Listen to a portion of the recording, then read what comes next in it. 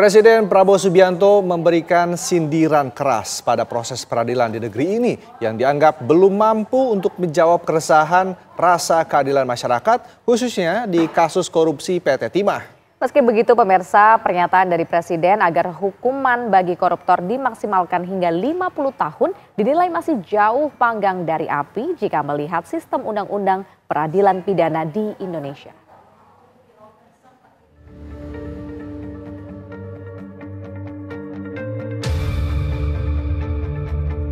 Respon tegas Presiden Prabowo Subianto terkait vonis ringan terhadap terdakwa kasus korupsi PT Timah, Harvey Muiz dan Helena Lim bagai tamparan di siang bolong untuk lembaga peradilan di Indonesia.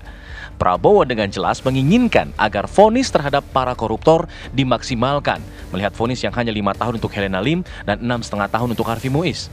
Namun secara garis besar pernyataan Presiden itu ditujukan untuk seluruh komponen penegak hukum di Indonesia agar bisa menegakkan hukum sesuai dengan visi Presiden, yaitu hukum yang berkeadilan.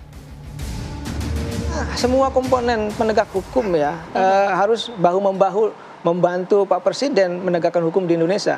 Penyakit kita ini kan salah satunya korupsi. Nah, korupsi ini dampaknya besar. Dampaknya kepada kemiskinan, kepada kebodohan, kepada jalan yang rusak, pendidikan, misalkan infrastruktur pendidikan yang rusak juga. Oleh karena itu ini yang menjadi fokus Pak Presiden, bagaimana memastikan dari penegakan hukum itu selaras sejalan dengan visi besar beliau dalam konteks pemberantasan korupsi. Oleh karena itu jaksa, kepolisian, KPK katakanlah termasuk hakim harus memenuhi rasa keadilan dengan terdakwa.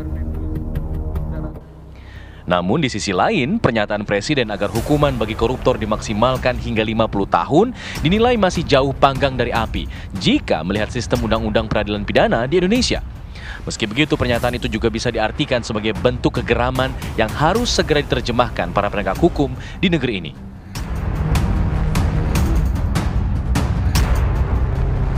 Begini dulu ya, bahwa ini kan bagian dari asta-citanya Pak Prabowo ya, pemberantasan korupsi itu yang harus kita maknai dulu. Dan yang kedua, jangan sampai ini dianggap fight back.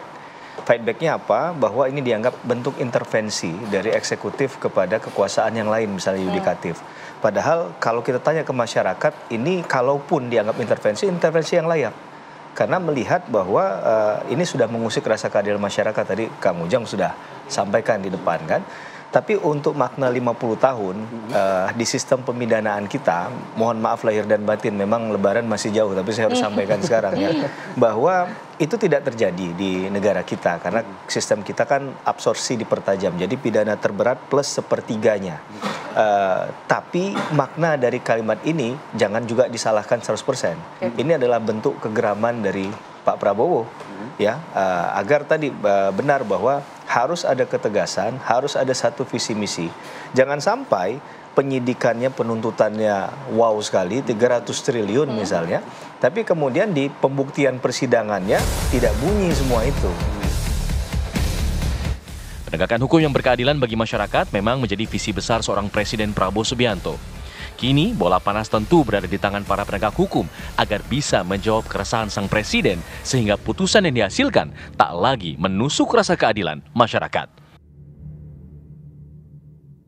Tim TV One mengabarkan.